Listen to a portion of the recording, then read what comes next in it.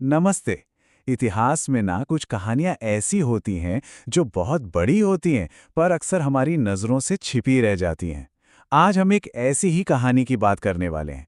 एक ऐसी ज़मीन की जिसे आज हम बिहार कहते हैं, पर जो कभी कभी पूरे भारत की धड़कन हुआ करती थी।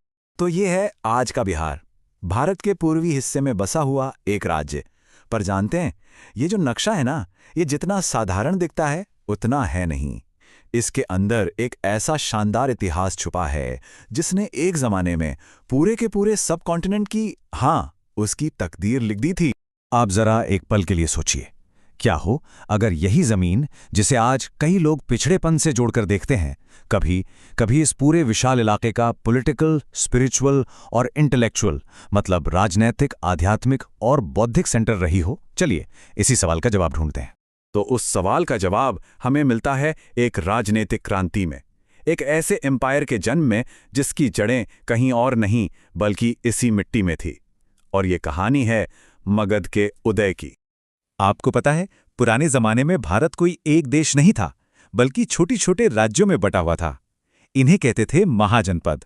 और सबसे दिलचस्प बात क्या है, उस दौर के सबसे ताकतवर महाजनपदों में से 3 यानी मगध, अंग और वज्जी, वो ठीक उसी इलाके में थे जिसे आज हम बिहार के नाम से जानते हैं। देखिए, पूरे भारत में वैसे तो 16 महाजनपद थे, लेकिन जो पावर का असली सेंटर था ना, वो यही छोटा सा इलाका था। मगध की राजधानी राजगृह, अंग की चंपा और वज्जी की वैशाली, ये सारे के सारे नाम आज के बिहार में ही मिलते हैं। तो सवाल उठता है कि भाई मगध ही क्यों, ऐसा क्या था उसमें?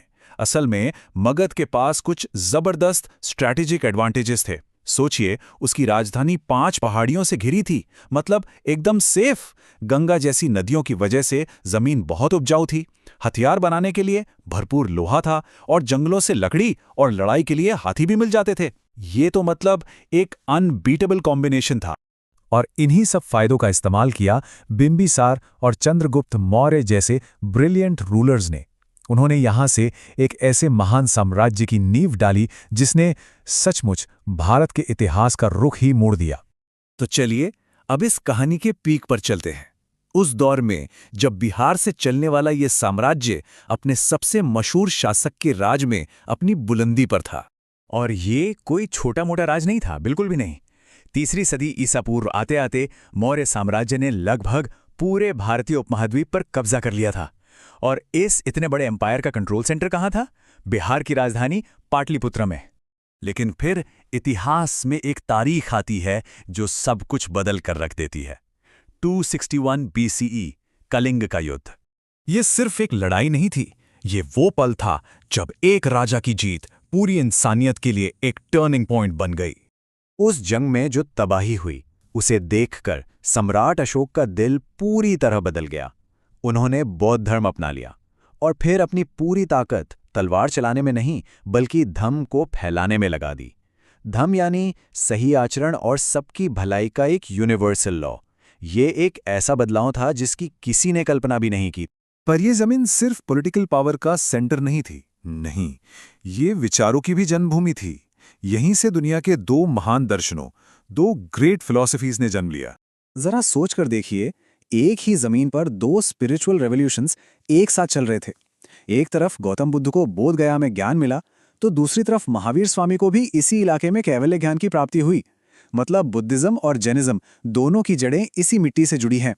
तो राजनीति हो गई, दर्शन हो गया, अब आता है बिहार की विरासत का तीसरा पिलर, और वो है ज्ञान। ये वो जगह थी जो कभी पूरी दुनिया के लिए लर्निंग का सबसे बड़ा सेंटर थी।